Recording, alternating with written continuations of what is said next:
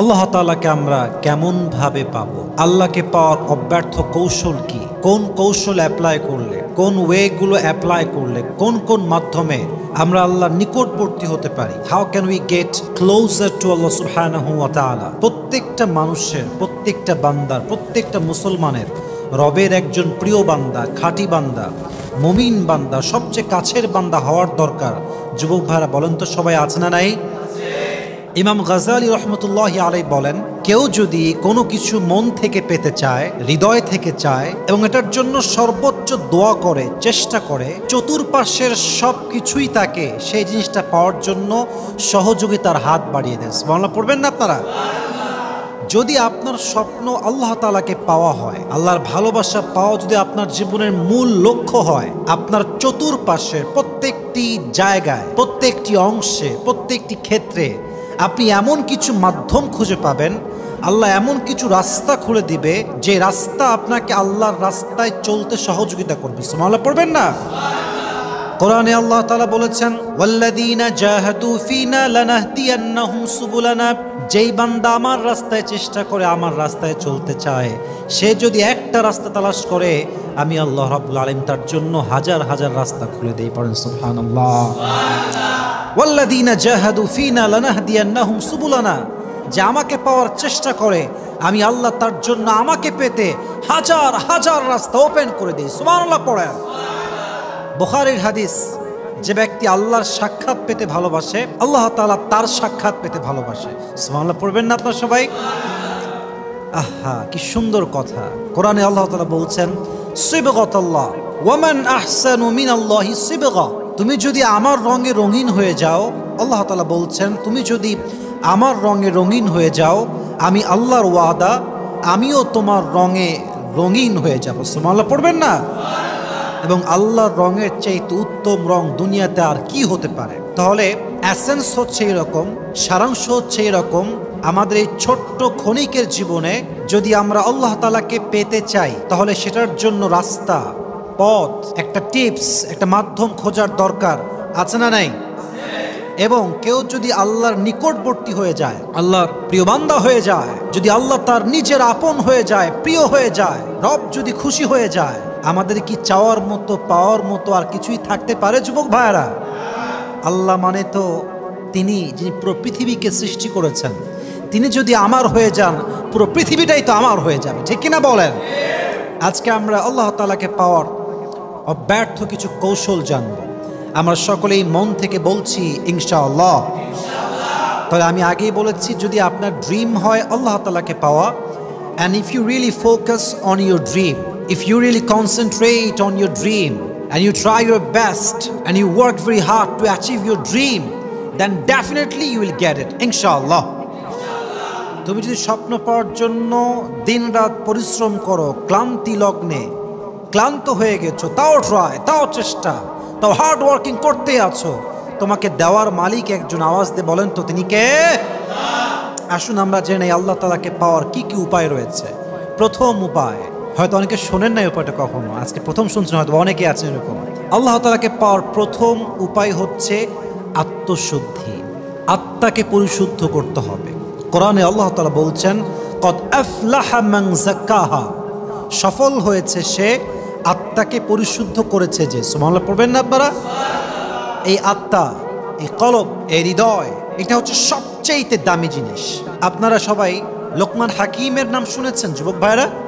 লোকমান হাকিম একজন জ্ঞানী মানুষ, অনেক প্রজ্ঞা তাকে আল্লাহ তাআলা দিয়েছেন। আমি বোঝাচ্ছি আত্মা কত দামি জিনিস, আত্মার পরিশুদ্ধি কেন লাগবে, আল্লাহকে পেতে হলে আত্মার শুদ্ধি কেন লাগবে, জানার দরকার যুবক ভাইরা আছে না নাই? লোকমান হাকিমের ব্যাপারে এসেছে, উনি একজন রাখাল ছিলেন। উনি একজন কি ছিলেন? রাখাল ছিলেন। তো ওনার মনিবকে একজন এসে বলল, আপনার যে গোলাম আছে তার নাম হচ্ছে লোকমান।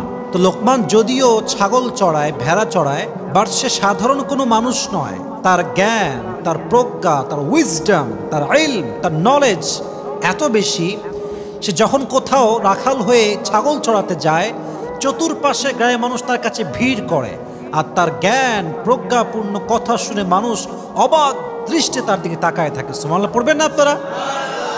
তার মালিক বলল, কি রে, আমার গোলাম, আমার দাস এত জ্ঞানী তো আমি জানি না? যদি সে সত্যি এত জ্ঞানী হয় তবে তাকে আমার ডাকা উচিত এবং তাকে আমার আজাদ করা উচিত। তিনি ডাকলেন এবং লোকমানের প্রজ্ঞাকে টেস্ট করার জন্য, পরীক্ষা করার জন্য উনি বললেন, লোকমান, তোমাকে একটা কাজ দিচ্ছি, শোনো। ইযহাব ওয়াযবাহ শাতান ওয়াখরিজ মিনহা আতয়াবা মুলকাতাইন, যাও একটা বকরি জবাই করো। এবং এই রেওয়ায়াতটা এসেছে একটা বর্ণনায় এবং এটা বিশুদ্ধ রেওয়ায়াত। আমরা এই ঘটনাগুলো বলছি জাস্ট আপনাদেরকে মোটিভেট করার জন্য, বোঝাবার স্বার্থে। ইবনু তাবারিতে আসছে, ইবনু জারির তাবারিতে আসছে, তখন লোকমান গেল এবং সে মনিব বলল, তুমি এখন গিয়ে একটা ছাগল জবাই করবা।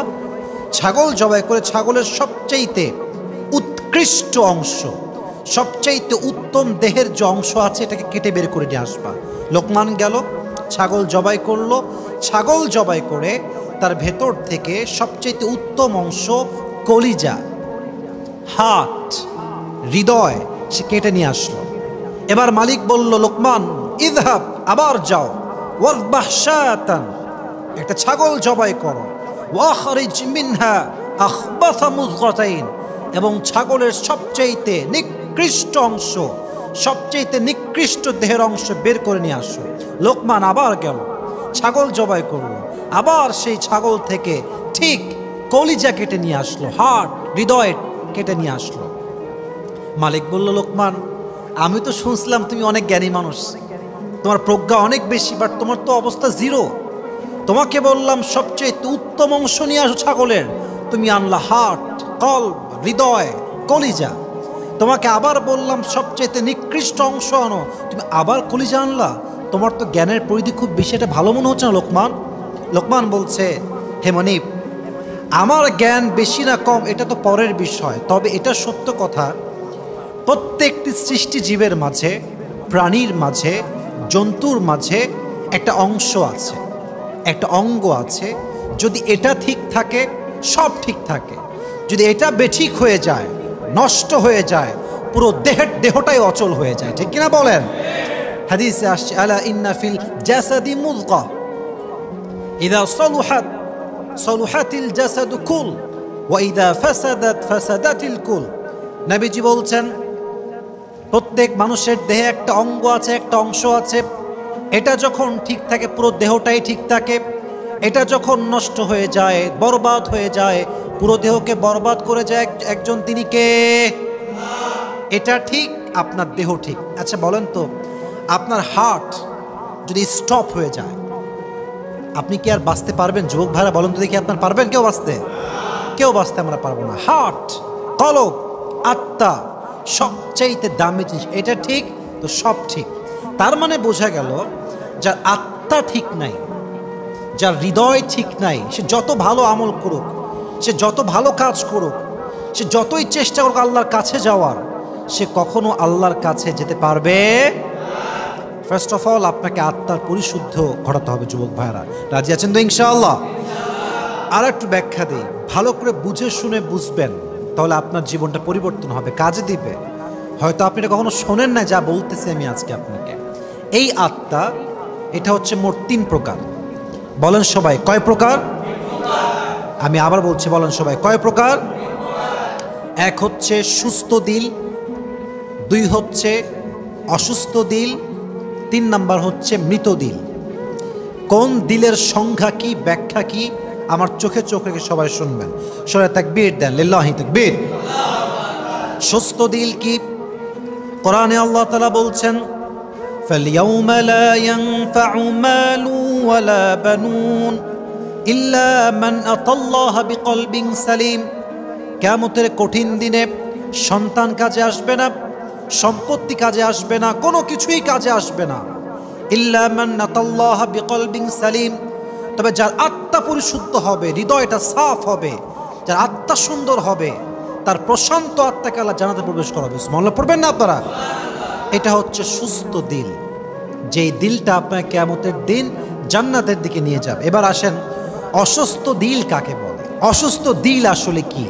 অসুস্থ দিল হচ্ছে, ভালো করে বুঝবেন, অনেক লোক দেখবেন বলে, হুজুর আমার গানও ভাল লাগে, ওয়াজও ভাল লাগে, আমার সিনেমাও ভাল লাগে, আমার কোরআন পড়তেও ভাল লাগে, মসজিদে গিয়ে নামাজ পড়তেও ভাল লাগে, আবার সিনেমা হলে গিয়ে সিনেমা দেখতেও আমার ভাল লাগে।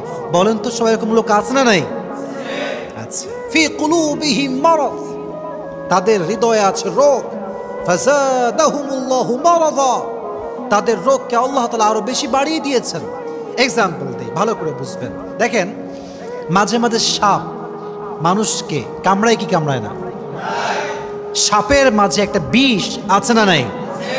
দেখেন, সাপে যখন দংশন করে, সাপে দংশিত ব্যক্তি দেখবেন মাঝে মাঝে ওঝার কাছে যায়। যুবক ভাইরা, যায় না যায় না যায় না? ওঝার কাছে যায়। ওঝা এই সাপটাকে বোঝার জন্য, যেটা কি বিষধর সাপ নাকি বিষহীন সাপ, এটা বোঝার জন্য সেটা কাজ করে। সে কি করে? সে মরিচ বাটে, মরিচ বেটে একটা বাটিতে রাখে এবং সেই মরিচে সে লবণ দেয়। তো সাপে দংশিত ব্যক্তি যখন তার কাছে আসে, সে তার জিহবাটাকে বের করে এই জিহবাতে লবণ দেয়, মরিচ দেয়। এখন সাপে দংশিত ব্যক্তি যদি বলে যে আমার পাঞ্চা পাঞ্চা লাগে, কোনো ঝাঁজ বুঝি না, ঝাল বুঝি না, তাহলে ওঝা বুঝে নেয় যে এটা কোনো বিষহীন সাপ নয়, বরং বিষধর সাপ। ঠিক কিনা বলেন?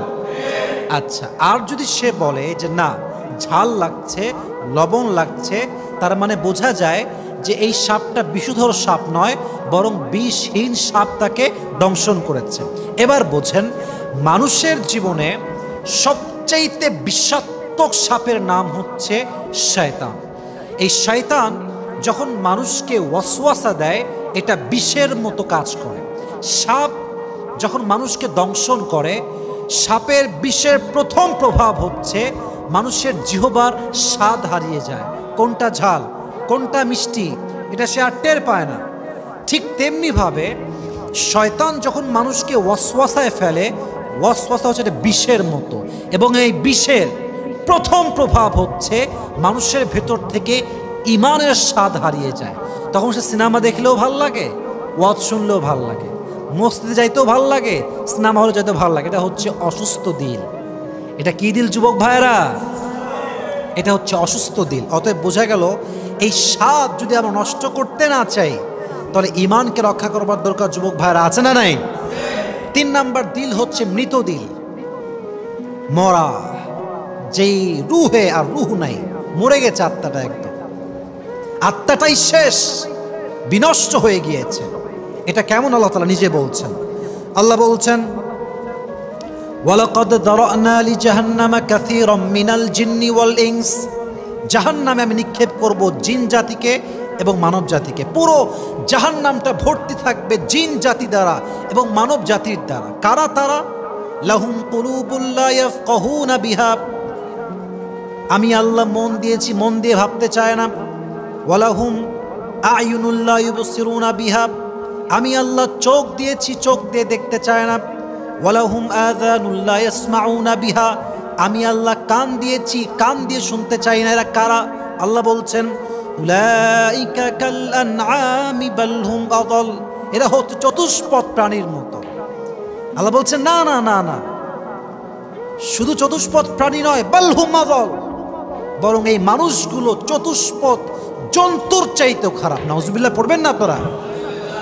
আমি এই আয়াত যখনই পড়তাম, আমি ভাবতাম যে আচ্ছা, আল্লাহ বললেন যে যে মানুষ হৃদয় থাকতে বোঝে না, কান থাকতে শোনে না, চোখ থাকতে দেখে না, আল্লাহ তাকে চাইলে জাস্ট বলতে পারতেন কাল আনাম, চতুষ্পদ প্রাণীর মতো। কিন্তু আল্লাহ তা বলেই শেষ করেন নাই। আল্লাহ বলছেন তা নয়, বাল হুম আযাল, বরং এই মানুষগুলো চতুষ্পদ জন্তুর চাইতেও খারাপ। আমি ভাবলাম যেই মানুষ হচ্ছে ওয়ালাকাদ কাররামনা বানি আদম, I have dignified the status of sons of Adam, এই মানব গোষ্ঠীকে, আদম জাতকে সবচাইতে সম্মানের জায়গায় আসীন দিয়েছে একজন। তিনি কে? সম্মানের জায়গায় আল্লাহ আমাদেরকে আসন দিয়েছেন, আমাদের আল্লাহ সে জায়গায় বসিয়েছেন। তাহলে আমরা চতুষ্পদ জন্তুর চেয়ে খারাপ হলাম কেমনে? এটা আমি ব্যাখ্যা খুঁজলাম। মাথায় রাখবেন, কোরআন যে বুঝতে চায়, যে অনুধাবন করতে চায়, আল্লাহ তার জন্য কোরআন বোঝার পথকে সহজ করে দেয়। সুবহানাল্লাহ পড়বেন না আপনারা? এর ব্যাখ্যা আমি পেলাম, বোঝাচ্ছি আপনাদের সবাইকে। আচ্ছা দেখবেন, কিছু লোক বাসায় কুকুর পোষে। কুকুর আছে না বাসায়, মানুষের আজকাল আছে না? আচ্ছা দেখেন, এখন মনে হয় রাত বাজে 12টা, আপনি আজকে ওয়াজ মাহফিল শেষ করে বাসায় যাবেন, আপনি হচ্ছেন বাসার মালিক। তো রাত বাজে 12টা, দূর থেকে আপনি আসছেন, দেখবেন কুকুর আপনাকে না দেখে ঘেউ ঘেউ ঘেউ করা শুরু করবে। তার মানে কুকুর তার ভাষায় বলে হোল্ড, স্টপ, থামো। আপনাকে কিন্তু দেখে নাই কুকুর এখন। তো দেখবেন মালিকজন চলে আসে বাসার কাছে, গেটের কাছে, মালিককে দেখার সঙ্গে সঙ্গে দেখবেন কুকুর চুপ হয়ে যায় এবং কুকুরটা তার পায়ের কাছে এসে এমনে জড়ায় থাকে আর তার ভাষায় সে বলে আই অ্যাম এক্সট্রিমলি সরি, ভুল হয়ে গেছে জহাপনা, আপনার বাসা, আপনি যান, কোনো সমস্যা নাই, আমি আপনার পাশে আছি। জোবার কথা কি সঠিক বলছি না ভুল বলছি? কুকুর গিয়ে কি বলে? এক্সট্রিমলি সরি স্যার, আপনি যান, এটা আপনার বাসা। আচ্ছা বোঝেন, এ রাত 12টার সময় যদি কুত্তা মালিক না দেখে চোর দেখতো, চোর যতই বিস্কুট দিক, চকলেট দিক, কুত্তা কি চুপ থাকতো? ইয়েস নাকি নো? নো, কুত্তা চুপ থাকতো না। তো আল্লাহ বলছে কুত্তায় তো মালিক চিনল, সে তার মনিবকে চিনল, কে তার মালিক, কে তারে খাওয়ায়, কে তারে বাসায় জায়গায় তার চিনতে পারলো। বাট মানুষ, আমি হৃদয় দিলাম, জ্ঞান দিলাম, কান দিলাম, চোখ দিলাম, সব দিলাম, সব চিনলো, ফুল চিনলো, মেয়ে চিনলো, গাড়ি চিনলো, বাড়ি চিনলো, বাট দিয়েছে কে? সে মালিককে চিনলো না, সে কুত্তার চাইতে খারাপ হয়ে গেল। নাউজুবিল্লাহ পড়েন সবাই। বালহুম আদল, কুকুরের চাইতে নিকৃষ্ট মানুষ যে আল্লাহকে চিনতে পারে নাই। অতএব আল্লাহকে পেতে চাইলে, আল্লাহর নিকটবর্তী হতে চাইলে আত্মার পরিশুদ্ধির দরকার। যুবক ভাইয়ারা, আছে না নাই? আল্লাহ আমাদের সবাইকে আত্মার পরিশুদ্ধি ঘটাবার তৌফিক দান করুক। সকলে আমরা মন খুলে পড়ি আমিন। এখন আত্মা পরিশুদ্ধ করব কেমন করে, প্রশ্ন আছে না নাই? নাম্বার 1, যদি আত্মাকে পরিশুদ্ধ করতে চান, প্রথম আমল, আমি আবারও বলছি, আত্মা পরিশুদ্ধ করার প্রথম আমল, পার্থিব জীবনের যে মোহটা আছে এই মোহটা ত্যাগ করতে হবে। আই রিপিট অ্যাগেন, যদি আপনি আত্মার পরিশুদ্ধ ঘটাতে চান, পার্থিব জীবনের যে মোহটা আছে, যে মায়াটা আছে, এটাকে আপনাকে ত্যাগ করতে হবে। হাদিসে আসছে লা ইয়াজালু কলবুল কাবীর শাবান ফি ইথনাইন ফি হুব্বিদ দুনিয়া ওয়া তুলিল আমাল। মানুষ বৃদ্ধ হয়ে যায়, বাট দুইটা জিনিস কখনো বৃদ্ধ হয় না। এক, মানুষের দুনিয়ার প্রতি ভালোবাসা। দুই, মনের ভেতরে আশা। দেখবেন মানুষ যত বুইড়া হোক, এখনও স্বপ্ন, আমার বাড়িতে এসি লাগাবে কবে, টাইলস হবে কবে, বিশাল বড় ফ্ল্যাট হবে কবে, আমার সন্তানের সরকারি চাকরি হবে কবে, ঠিক কিনা বলেন? দুনিয়ার প্রতি লালসা, মায়া আর দুনিয়ার প্রতি আশা মানুষের শেষ হয় না, চাই সে যতই বুড়া হয়ে যাক। অতএব প্রথম কাজ, পার্থিব জীবনের প্রতি যে চাহিদা আমাদের আছে, এটা আমরা দূর করে রাজি আছেন তো ইনশাআল্লাহ? দুই নাম্বার আমল আমাদের সবাইকে মাথায় রাখতে হবে, যদি আমরা আত্মাকে ঠিক করতে চাই, 2 নাম্বার আমল হচ্ছে দুনিয়ার বাস্তবতা বুঝতে হবে। আবারও বলছি, দুনিয়ার বাস্তবতা বুঝতে হবে। যুবক ভাইয়েরা মাথায় রাখবেন, এই দুনিয়া হচ্ছে কেমন, আলহাকুমুত তাকাসুর হাত্তা যুরতুমুল মাকাবির। চাই, আরও চাই, আরও দাও। যার সাইকেল আছে, যার বাইক চাই, যার বাইক আছে তার কার চাই, যার কার আছে সে প্লেন চায়, জেট প্লেন চায়, পার্সোনাল প্লেন চায়, হেলিকপ্টার চায়, চাওয়ার কোনো শেষ নাই, ঠিক কিনা বলেন? মেম্বার চেয়ারম্যান হতে চায়, চেয়ারম্যান মেয়র হতে চায়, মেয়র এমপি হতে চায়, এমপি মন্ত্রী হতে চায়, মন্ত্রী প্রধানমন্ত্রী হতে চায়, চাহিদার কোনো শেষ নাই, ঠিক কিনা বলেন? বাস্তবতা বুঝতে হবে, এটা কবরে যাওয়ার আগ পর্যন্ত শেষ হবে না। এই দুনিয়ার বাস্তবতা আপনি বোঝেন, তাহলে আপনার আত্মাকে সঠিক করে দিবে একজন। আওয়াজ দিয়ে বলেন তো তিনি কে? 3 নাম্বার, আত্মা পরিশুদ্ধ করতে চাইলে দীর্ঘ আশা ত্যাগ করতে হবে। কোনো আশা নাই আমার দুনিয়াতে, আমার সব আশা পরকালে। এই চিন্তা যে করতে পারবে তার হৃদয়ে কোন দাগ আর থাকতে পারে? আল্লাহ আমাদের সবাইকে সেই তৌফিক দান করুক। আমরা সকলেই মন খুলে পড়ছি আমিন। তো 1 নাম্বার আমল আমরা খুব ব্যাখ্যা দিয়ে শুনলাম, বাদ বাকিগুলো তো ব্যাখ্যা আমি দিব না, জাস্ট ক্লিয়ার কাট শর্টকাটে বলবো। তাকবীর দেন সবাই মিলে একটা, লিল্লাহি তাকবীর। তাহলে আমি প্রশ্ন করছি, উত্তর দিবেন। যদি আপনি আল্লাহকে পেতে চান, আল্লাহর কাছের বান্দা হতে চান, আল্লাহর ভালোবাসা পেতে চান, প্রথম কিসের পরিশুদ্ধি লাগবে? এক বাক্যে বলো সবাই, কিসের পরিশুদ্ধি লাগবে? আত্মা। আল্লাহ তৌফিক দান করুক, পড়া আমিন। দুই নাম্বার, যদি আপনি আল্লাহকে পেতে চান আপনার জীবনটাকে পরকালমুখী করতে হবে। কি মুখী যুবক ভাইয়েরা? আচ্ছা, আমি প্রশ্ন করছি, উত্তর দিবেন। আমরা যদি আল্লাহকে পেতে চাই আমাদের মুখ দুনিয়ার দিকে থাকবে না আখিরাতের দিকে থাকবে? এখন পরকালমুখী কেমনে হবেন? প্রশ্ন আছে না নাই? এক, যদি পরকালমুখী হতে চান প্রথম আমল হচ্ছে ঈমানকে শক্ত করতে হবে। ঈমান বড় দামি একটা হাতিয়ার। আজকে আমাদের সংখ্যা অনেক বেশি, বাট ঈমান আমাদের কম। মুসলমানরা আজকে মার খায়, প্রত্যেকটা কান্ট্রিতে মার খায়, বাংলাদেশেও মার খায়, ফিলিস্তিনেও মার খায়, সব জায়গায় মার খায়। সংখ্যায় কম নয়, বরং ঈমানের শক্তিতে আমরা কমে গেছি, ঠিক কিনা বলেন? হাদিসে আসছে, মান আহাব্বা ইউজাহজাহা আনিন নার ওয়া ইউদখিলাল জান্নাহ ফালতাতিহি মানিয়াতু ওয়া ইউমিনু বিল্লাহি ওয়াল ইয়াউমিল আখির। যে ব্যক্তি চায় যে আল্লাহ তাকে জাহান্নাম থেকে মুক্তি দান করে জাহান্নাম থেকে মুক্তি দিয়ে জান্নাতে প্রবেশ করাবে, সেটা ঈমানটাকে শক্ত করে। কার উপরে? ইউমিনু বিল্লাহি ওয়াল ইয়াউমিল আখির, এক আল্লাহ, দুই হচ্ছে কিয়ামতের দিবস। ঈমান শক্ত যার, আল্লাহ তাকে পরিপূর্ণ জাহান্নাম থেকে বের করে জান্নাতে প্রবেশ করাবে। পড়েন সুবহানাল্লাহ। এক নম্বর আমল, আমরা সকলে ঈমানটা শক্ত করব। দুই, এটা বড় ইন্টারেস্টিং পয়েন্ট, এটা হচ্ছে দুনিয়াকে কম্পেয়ার করা আখিরাতের সাথে। বুঝেন, আমার দিকে তাকান, দুনিয়াকে কিসের সঙ্গে কম্পেয়ার করবেন যুবক ভাইয়েরা? আখিরাতের সাথে। ইমাম জালালউদ্দিন কাসিমি রহমতুল্লাহি আলাইহি লিখেছেন, আমি যখন দুনিয়াকে আখিরাতের সাথে কম্পেয়ার করছি, কম্পেয়ার মানে হচ্ছে তুলনা, আমি তিনটা জিনিস পেয়েছি। তিনটা জিনিস। এক, দুনিয়া, এখানে কোয়ালিটির সমস্যা। আচ্ছা, এই যে এটাকে আমরা বলি ওয়েস্ট কোট, এটা হচ্ছে থোবে বা জুব্বা, এটা হচ্ছে ওয়াচ, এটাও নিউ, এটাও নিউ, এটাও নিউ, ব্র্যান্ড নিউ। আচ্ছা, আমরা এখন বসে আছি 2024 সালের জুলাই মাসের 27 তারিখে।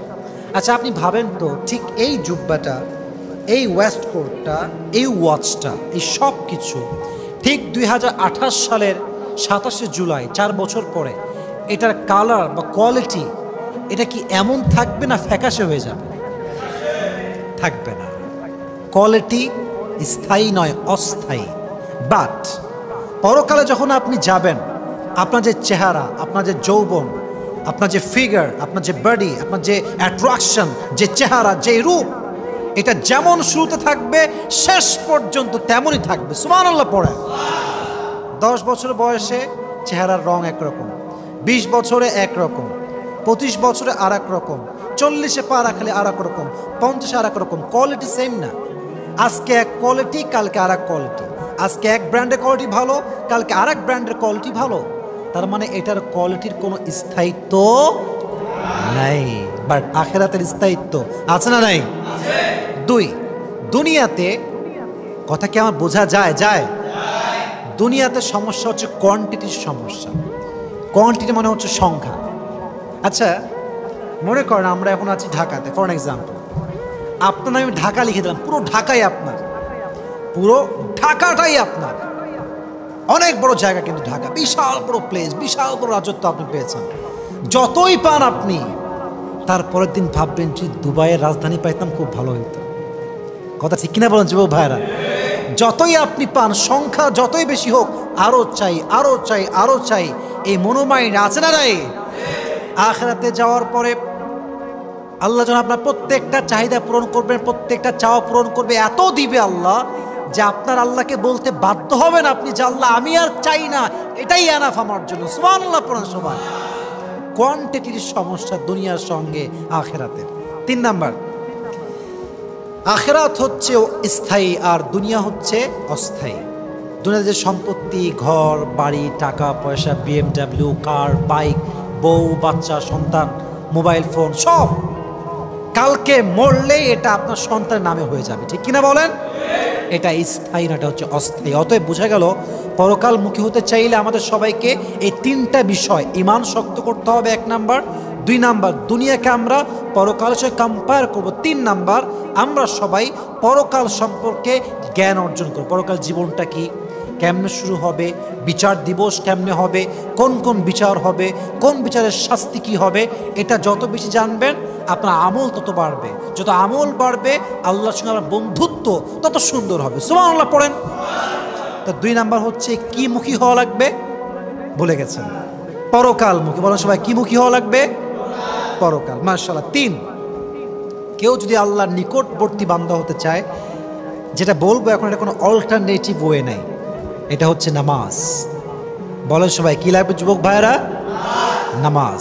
নামাজ ছাড়া শুধু দাড়ি রেখে টুপি পরে একখান জুব্বা লাগাই দিয়ে মানবতার ফেরিওয়ালা হইলে কি জান্নাত পাওয়া যাবে যুবক ভাইরা? পাওয়া যাবে না। নামাজ লাগবে। অনেক নেতা দেখবেন, বাপরে বাপ, নেতা আসলে স্লোগান শুরু হয়, আমার নেতার চরিত্র ফুলের মতো পবিত্র, বাট নামাজ পড়ে না একক। আছে না নাই?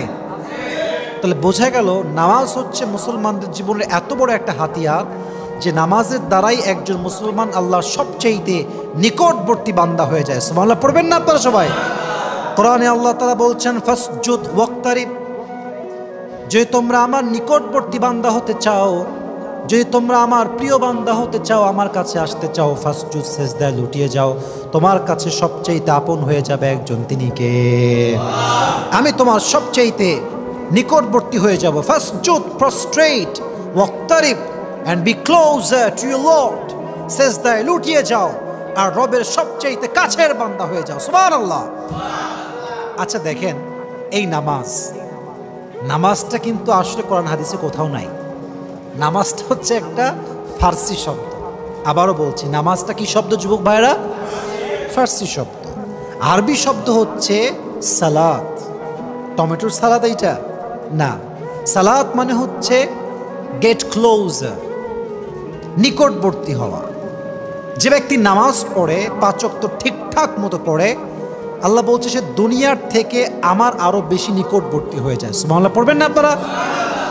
সালাত মানে হচ্ছে কানেকশন, লিঙ্ক, কমিউনিকেশন। যে বান্দা নামাজে দাঁড়িয়ে যায়, তেলাওয়াত শুরু করে দেয়, সে আল্লাহর সঙ্গে সরাসরি কথা বলতে শুরু করে দেয়। সুবহানাল্লাহ পড়বেন না আপনারা? আলী রাদিয়াল্লাহু তাআলা আনহু বলেছেন, যখন আমি চাই যে আমি আল্লাহর সাথে কথা বলবো, আমি কোরআন পড়ি। আমি আবার বলছি, উনি বলেছেন আমি যখন চাই যে আমি আল্লাহর সাথে কথা বলবো, আমি কোরআন পড়ি। আর আমি যখন চাই যে আল্লাহ আমার সাথে কথা বলুক, তখন আমি নামাজ পড়ি। সুবহানাল্লাহ পড়বেন না আপনারা?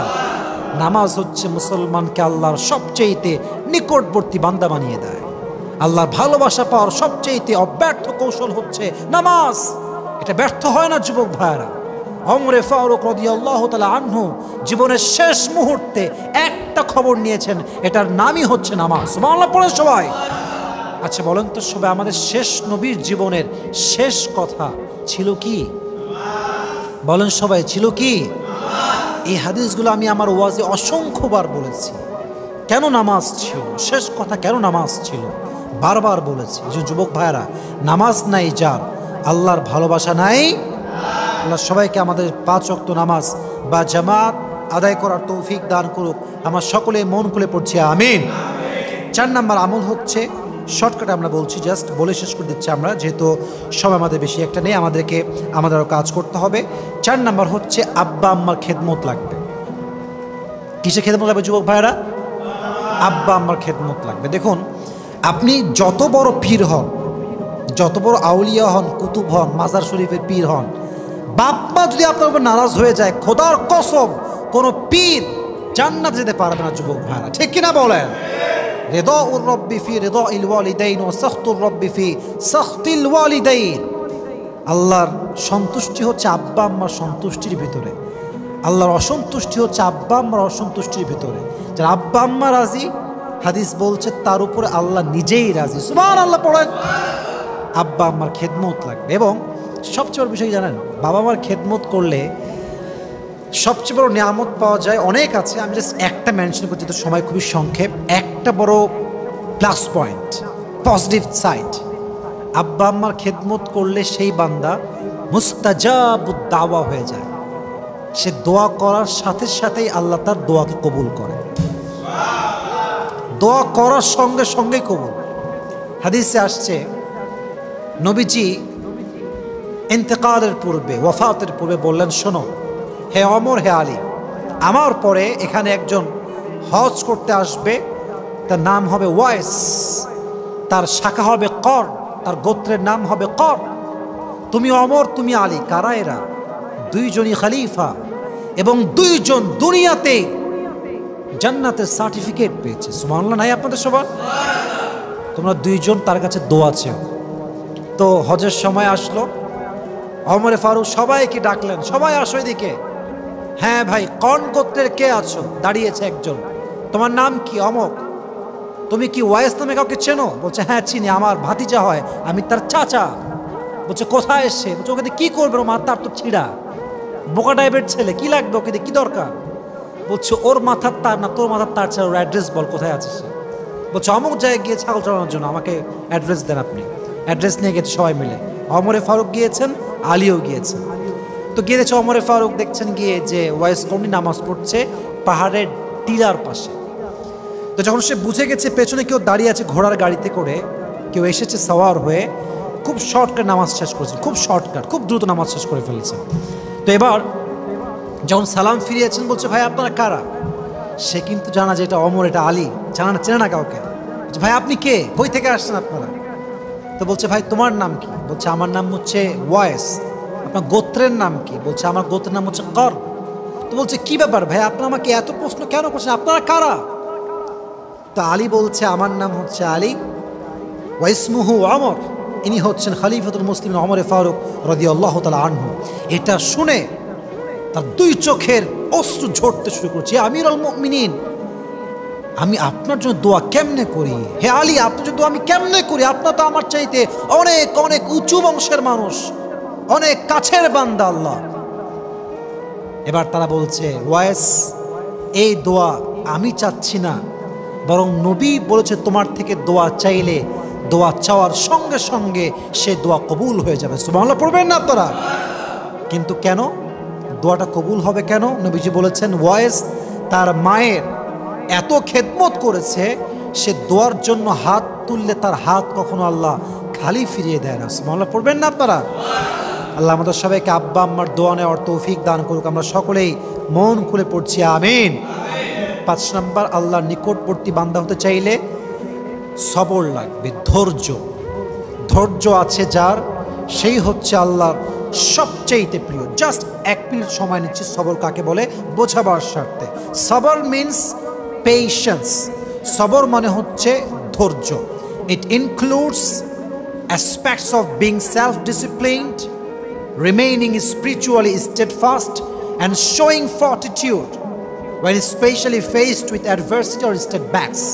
সবর মানে হচ্ছে নিজেকে আধ্যাত্মিকভাবে, মানসিকভাবে অলওয়েজ স্থির রাখা, স্ট্রং রাখা। যা হয়ে যাক, যতটুকু হয়ে যাক, কোনো ব্যাপার না, যা করবে সব করার মালিক একজন, তিনি কে? এটা হচ্ছে সবর। সবরের ফলাফল কি হবে? ইন্নামা ইউওয়াফা সাবিরুনা আজরাহু বিগাইরি হিসাব। যে ধৈর্যশীল হবে আল্লাহ তাকে বিনা হিসেবে, আবার বলছি বিনা হিসেবে আল্লাহ তাকে জান্নাতে প্রবেশ করাবে। সুবহানাল্লাহ পড়বেন না আপনারা?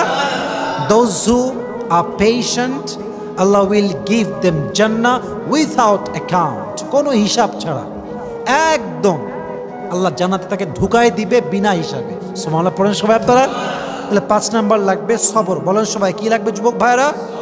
সবর। আল্লাহ আমাদের সবাইকে ধৈর্যশীল হওয়ার তৌফিক দান করুন, সকলেই পড়া আমিন। 6 নাম্বার, আল্লাহকে পেতে চাইলে, আল্লাহর ভালোবাসা চাইলে তওবা এবং ইস্তেগফার লাগবে। দুইটাকে আমি একসঙ্গে বললাম। তওবা এক, ইস্তেগফার আর এক, একটু পার্থক্য আছে। তওবা মানে হচ্ছে আমি খারাপ পথে ছিলাম, ফিরে আসছি ভালো পথে, তওবা ফিরে আসছি, এটা হচ্ছে তওবা। ইস্তেগফার আমি অন্যায় করেছি, এখন আমি মোটামুটি ঠিক আছি, তবু আমি আল্লাহর কাছে ক্ষমা চাচ্ছি, ইস্তেগফার পাঠ করছি। সকলেই পড়েন আস্তাগফিরুল্লাহ। জোরে বলেন সবাই আস্তাগফিরুল্লাহ। যেই বান্দা বেশি বেশি ইস্তেগফার পাঠ করে সে বান্দা আল্লাহর সবচেয়ে বেশি কাছের বান্দা হয়ে যায়। সুবহানাল্লাহ পড়েন। অতএব তওবা এবং ইস্তেগফার আমরা নন স্টপ করবো, রাজি আছেন তো ইনশাআল্লাহ? এবং সর্বশেষ আমরা আমলটা জানবো ইনশাআল্লাহ।